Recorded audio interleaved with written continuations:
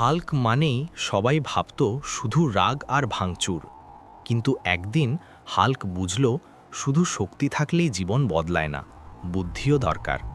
Doctor Bruce banner হিসেবে সে নিজের মস্তিষ্ক ব্যবহার করার সিদ্ধান্ত নিল। সে লক্ষ্য করল শহরের মানুষ প্রাকৃতিক দুর্যোগে সবচেয়ে বেশি ক্ষতিগ্রস্ত হয়। হাল্ক তখন তার শক্তি আর ব্যানারের জ্ঞান মিলিয়ে এক অভিনব পরিকল্পনা করল। সে এমন এক শক্তিশালী কিন্তু সস্তা নির্মাণ প্রযুক্তি বানালো যা ভূমিকম্প আর ঝড়ে ভাঙে না।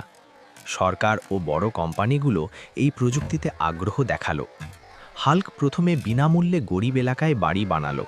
মানুষের বিশ্বাস পেয়ে ধীরে ধীরে আন্তর্জাতিক প্রজেক্ট পেতে লাগল।